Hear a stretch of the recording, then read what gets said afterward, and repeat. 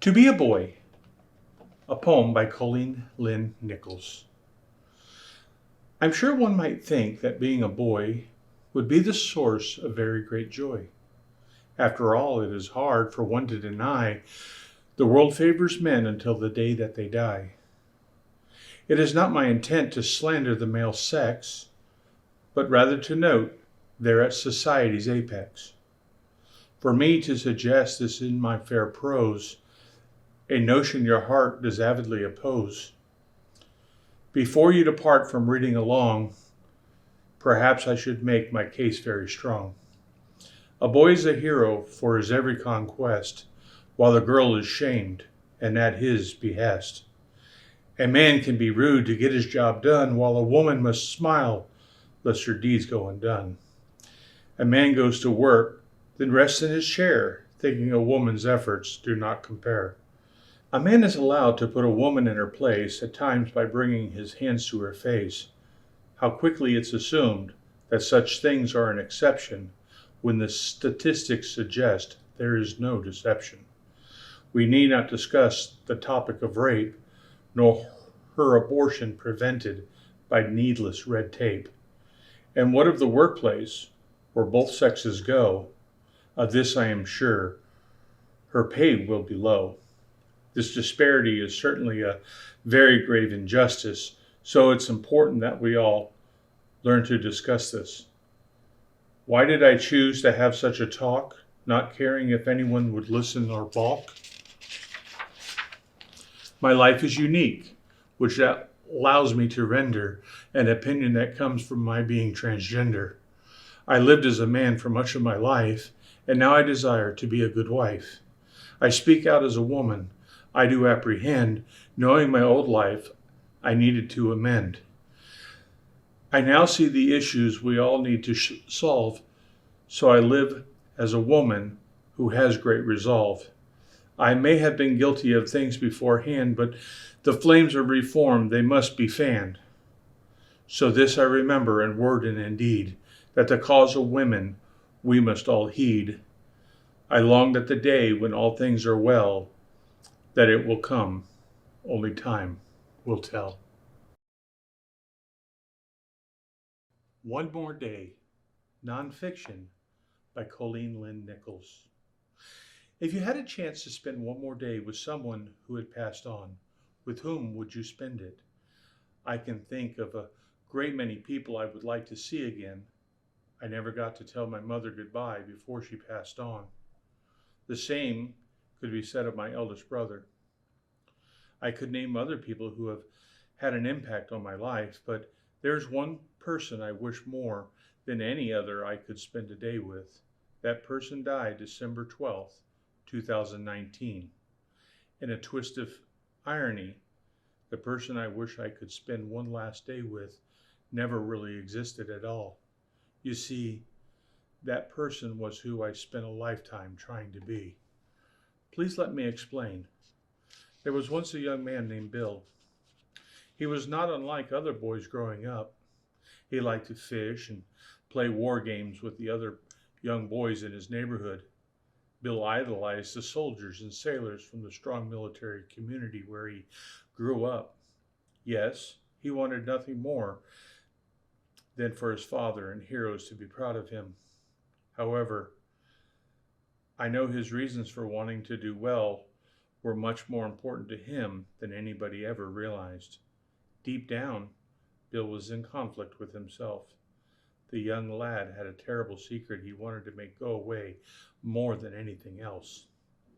Deep inside his soul, when he shut out the world and listened to the voices from within, Bill could hear a second voice. It was the voice of who I really was all along. Over the next 5 decades, the voice of the woman inside grew louder and louder until Bill decided it was time to go. So if I had one more day with Bill, what would we do? And what would I tell him? Above all, I would tell Bill thank you. He came so close to just quitting on more than one occasion. I know the burden of carrying me around, oftentimes against his own will, was more than anyone should ever be asked to do. I know I was the source of Bill's fear, anxiety, and dark depression. I also know I was the reason he nearly ended both our lives on more than one occasion. I am alive today, filled with the joy of being who I was always meant to be, and yet I know my joy came at the cost of his. I owe him a great debt I can never repay. I weep for Bill with great remorse when I think of how my happiness came at his expense. I have never forgotten that night in college when Caesar held Bill in his arms. It was the first time I ever really felt alive. I know my indulgence that night only served to add confusion to his life. Bill was never really the same after that night.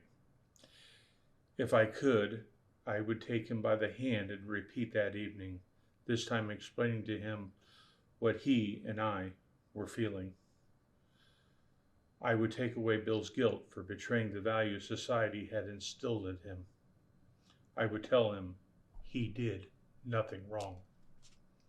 I have never forgotten the guilt he felt over my sexuality. I'm reminded of a story from when Bill was 16. He had found himself on probation. It doesn't really matter why, but suffice it to say, he had gotten in trouble.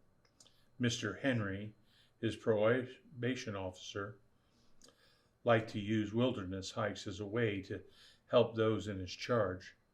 But when the man lost his wallet, all eyes were turned to my former self. I remember Bill sitting in the chair at the police station at Zephyr Cove as they hooked up the polygraph.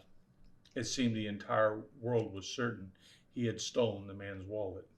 I remember the look of frustration on the officer's face when the machine's reaction to Bill's answers proved he was innocent of the accusation. I am certain it was out of frustration when the policeman asked one final question. Have you done anything wrong at all? Bill, I remember how our hearts skipped a beat. You knew the machine would betray you, but you also knew you could not possibly admit the truth. No, Bill answered. I remembered the sound of the machine scratching frantically as it recorded its opinion of the answer I had given. You want to tell me about it? The officer asked. I haven't done anything wrong, Bill insisted. I know then just how much guilt Bill carried for allowing me, the woman inside him, to indulge in my desire. I carry Bill's guilt with me. In the end, I know Bill made the most noble gesture of all. He laid down his life that I might live. It is for this reason I strive to be the best version of myself. To do anything less would be to make his sacrifice meaningless. Bill bore my pain, and for it, he was the better person. I will never forget that. Here's to you, my friend. Go with all my love.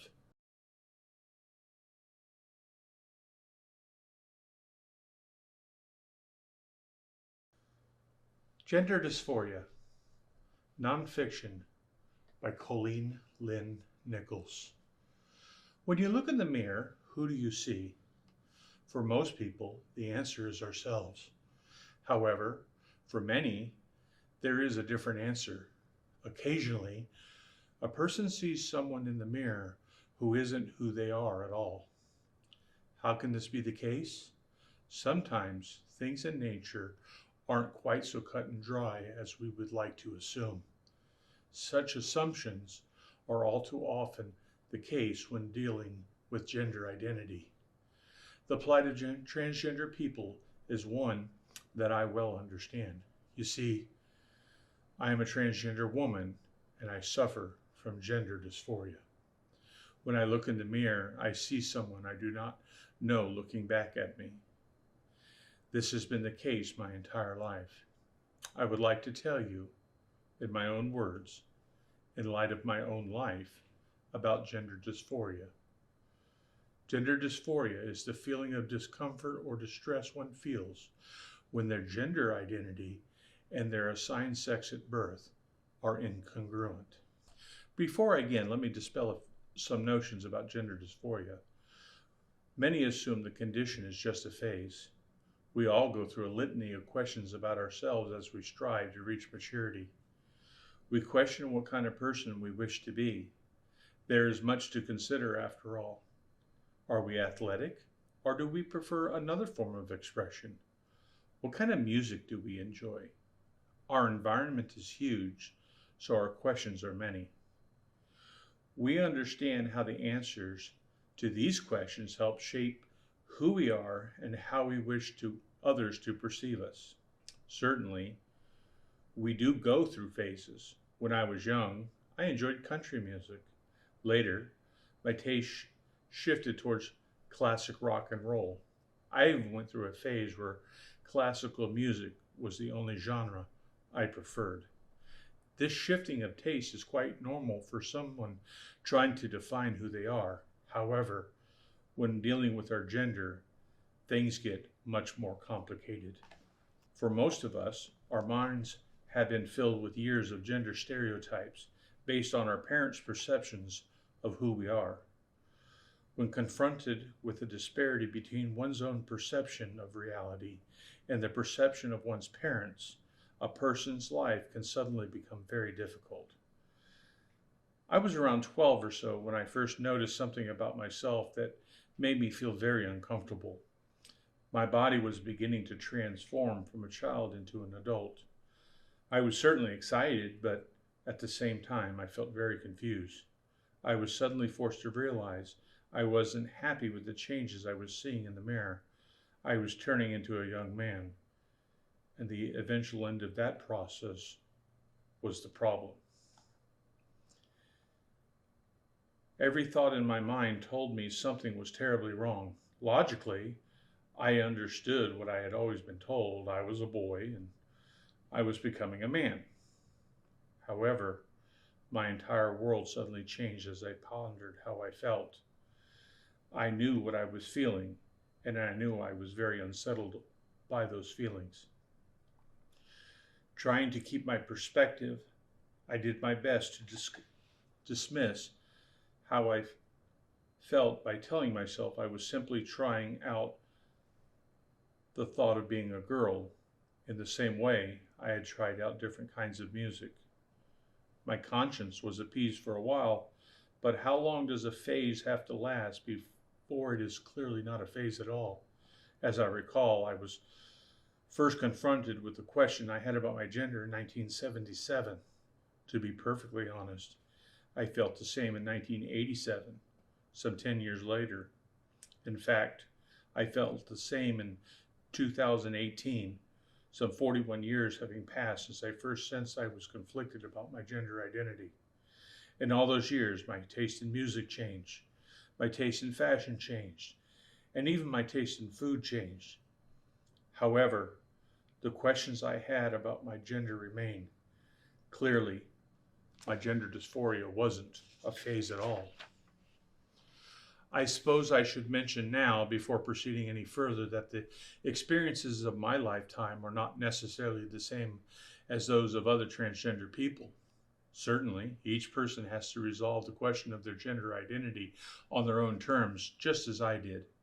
For those who are able to find a way to resolve and eventually dismiss such questions, a feeling of being whole can finally be enjoyed. However, many transgender people find that with the acceptance of who they are from a gender perspective comes a necessarily increase in gender dysphoria. There's a common misperception held by many bystanders that a person feeling the effects of gender dysphoria is simply bearing the repercussions of having made a choice. I find this notion a bit repulsive, to be perfectly honest. To begin with, why would I assume such personal liability for making such a choice? Let us count the cost of my so-called decision. First, I lost my career. I previously made a modest living as a quality consultant in the field of manufacturing. My phone stopped ringing the moment I announced to the world that I was a woman. Moving on, people I have known for many years, many of whom I assumed to be true friends, suddenly wanted to distance themselves from me. The cost of my choice ran much deeper, however.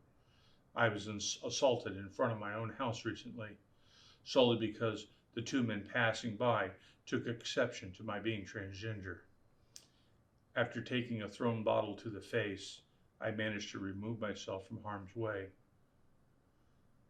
On more than one occasion, I have been confronted for using the bathroom associated with the gender specified on my driver's license, which reads female.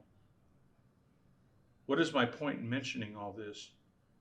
My neighbor shared a nugget of wisdom when I came out to him.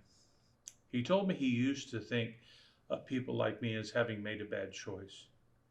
But then he went on to say that as he watched the plight of transgender people, he had come to a new belief. Why would you choose to be who you are? He asked me. My neighbor is not of the same political cloth from which I am cut.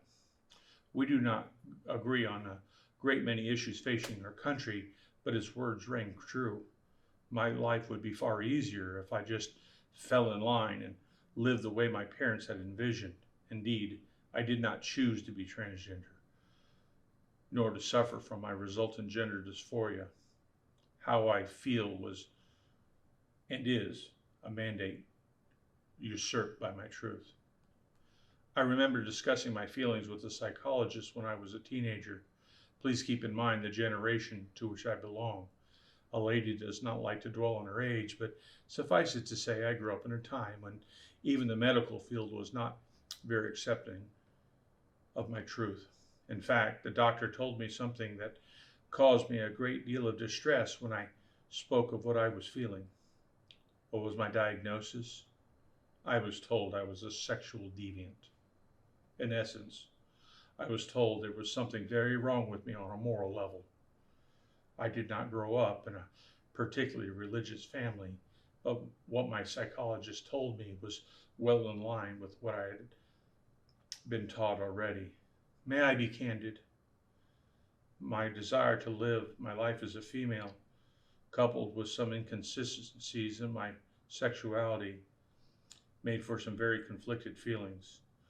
When one considers my doctor's pronouncement, my parents' teachings, and the predominant view of society around me as a whole, one can quickly see how I found maintaining any semblance of self-esteem impossible. To be honest, the collective interpretation of so many people hung around my neck like an albatross. I will spare you, the reader, the details of how I found myself faced with oblivion more than once, and that by my own hand. I had come to believe, based on my feelings of gender dysphoria, that I was, in fact, immoral. I count myself lucky I survived long enough to discover the fallacy of this notion. Knowing my very life was in the balance, I set out to educate myself. I began to audit the whole of the things I believed in to be true.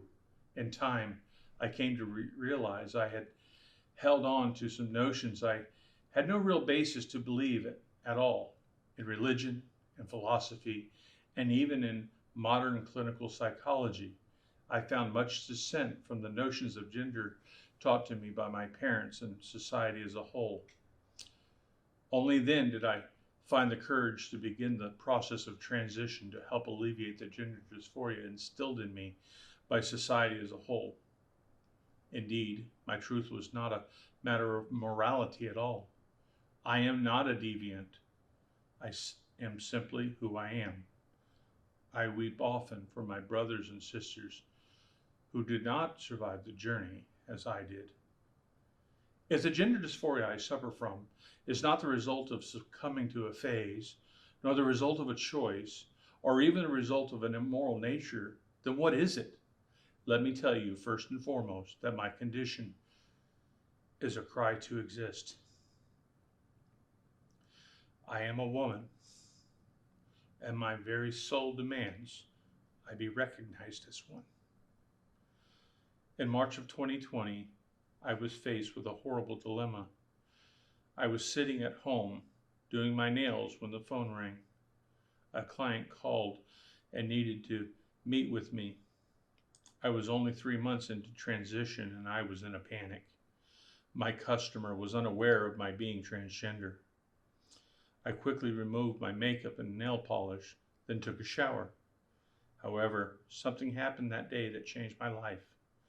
As I sat on the edge of my bed, trying to select a male appropriate outfit to wear, I began to cry. I could not help but feel I was betraying my truth by putting on the boy clothes once again. I felt these powerful emotions because gender dysphoria is a subconscious demand to be recognized as who I really am. Colleen was calling out, begging me to not hide her away one more day.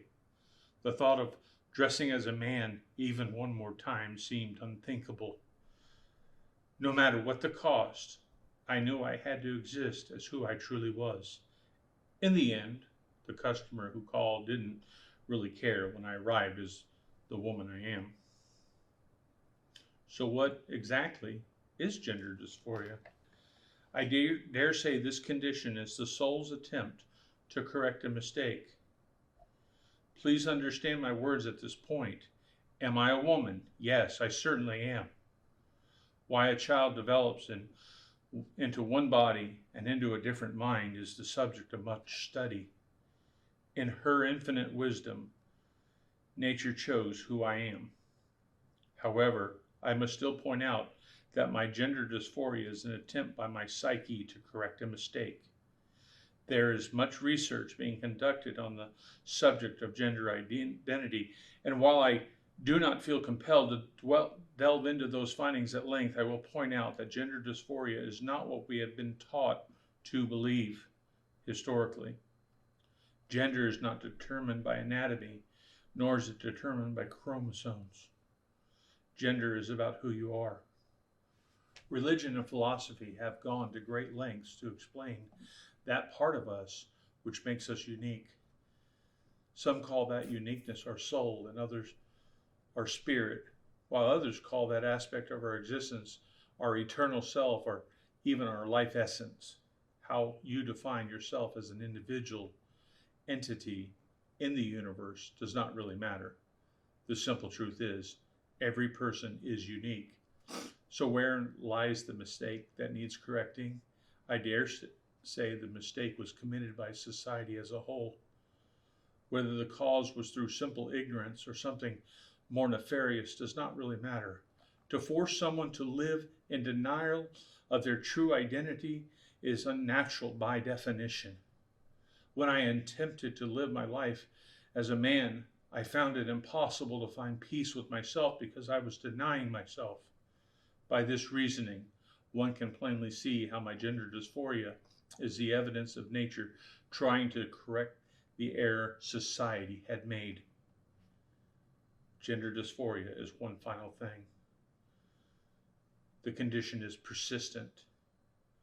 I, and many others like me, are unable to ignore the primal feelings we possess. Gender dysphoria will not be ignored. This is perhaps the most difficult example of my existence to discuss. May I be frank? I attempted in my life on more than one occasion. In my lifetime, I attempted to be the man I thought I was supposed to be.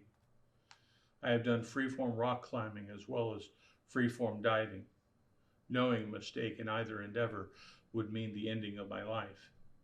Nonetheless, let me state here and now that my disregard for my life was not always so veiled. I know what it means to sit with the barrel of a pistol in my mouth, allowing myself, asking myself why I can't just be like other people. I have finally come to find the answer to that question. Gender dysphoria is a demand made by one's soul to be recognized. On more than one occasion, I had to choose between my truth and my convenience. My soul announced to my mind that she would rather cease to exist than to continue as a lie. That is a hard truth to understand. I am a woman. Let me say that again. I am a woman.